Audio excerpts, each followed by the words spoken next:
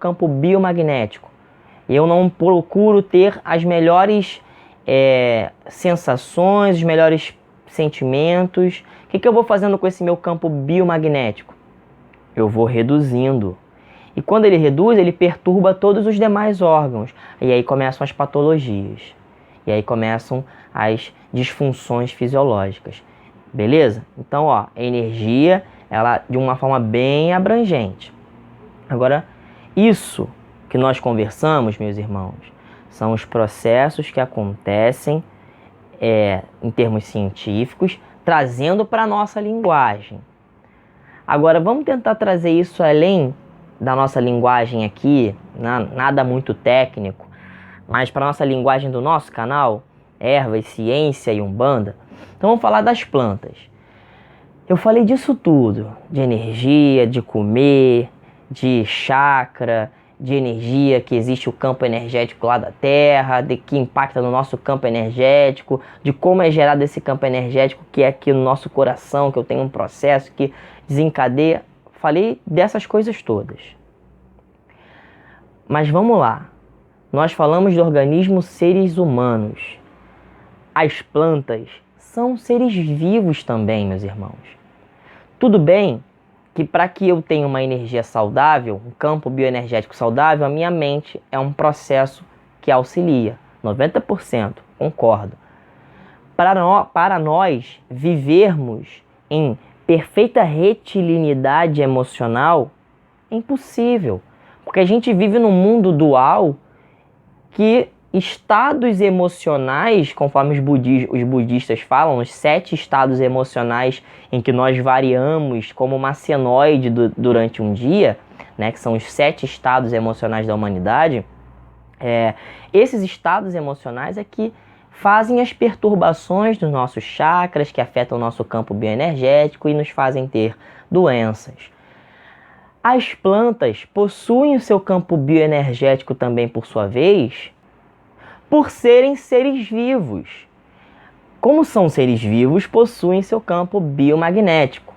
Só que diferente de nós, meus irmãos, as plantas, elas não raciocinam, não têm estados emocionais que perturbam sua variação, que perturbam seu campo biomagnético, que algumas pessoas, quando nós estamos perto, como tem um bom campo biomagnético saudável, nós sentimos afinidade, nos sentimos bem, elas passam paz, harmonia, serenidade. E outras pessoas, por terem um campo biomagnético deficitário, elas nos passam exatamente aquilo que elas sentem, aquilo que elas emanam.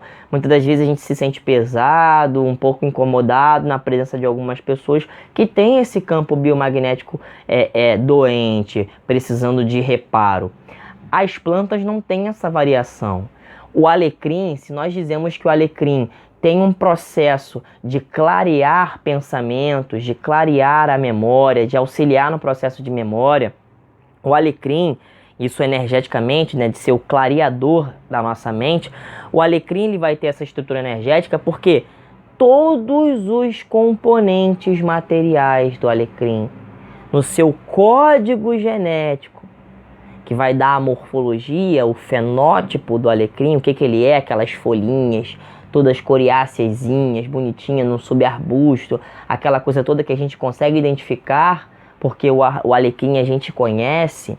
Aquilo que você está vendo, molecularmente ele é organizado para ter um campo biomagnético para fazer isso, pessoal.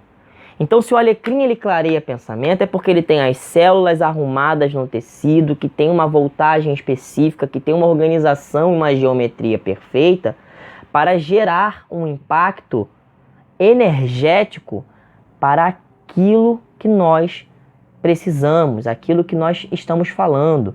Se eu falo que o boldo ele é um agente energizador, ele é energizador por conta de toda a organização molecular, tecidual, celular, que tem energia contida nele. Essa energia se expande através da sua fisiologia, aí não vai ser o coração, vai ser a fisiologia da planta, E a planta não tem um coração, mas tem processos de condução de seiva, tem processos de mecanismos de fisiologia que vai dar a ela o campo biomagnético. Então, meus irmãos, é isso. Nós temos uma gama de conhecimentos agora, disponibilizamos aí para vocês pensarem sobre algumas coisas um pouquinho técnicas aqui, mas no geral tentamos trazer para a nossa realidade. O intuito é esse, buscarmos conhecimento. Pode ser que seja um pouquinho chato, mas isso tem utilidade para nós, para entendermos quais são as ações desses elementos no nosso campo biomagnético, ok? Então, muito obrigado a presença de vocês aqui no nosso canal. Se gostaram do nosso vídeo, deem aí um curtir, um like, compartilhe essas informações com seus amigos, colegas e irmãos. Uma última observação.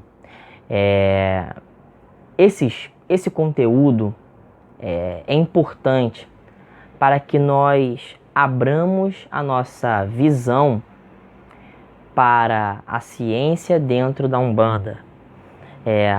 Um palestrante chamado Haroldo Dutra Dias faz isso no Espiritismo. Ele é um juiz e, independente da sua função no plano da Terra, ele é alguém que procura compreender a doutrina espírita com viés científico. E ele é um expositor dessas ideias, um palestrante sempre com viés científico. E tem os seus adeptos. É necessário que nós na Umbanda comecemos esse processo, porque é através do conhecimento que nós matamos sentimentos que são, na verdade, ignorância.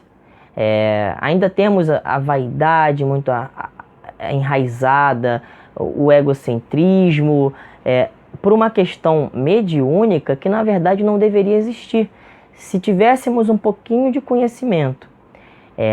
Essas sensações de poder, quando se trabalha com um guia ou aquilo outro, é por mera falta de conhecimento. Então vamos começar a trazer esses conhecimentos. Se você também tem os seus, traga os seus conhecimentos. De vida, vamos tentar fazer da Umbanda uma religião que, antes de tudo, também tem os seus contextos científicos, que contextualize as ideias através de conceitos, sim. Porque com isso a gente vai matando a ignorância.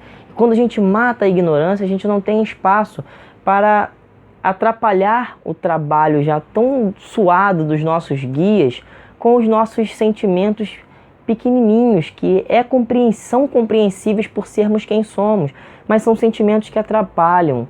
Ego, vaidade, soberba, são eliminadas com a clareza da luz do saber.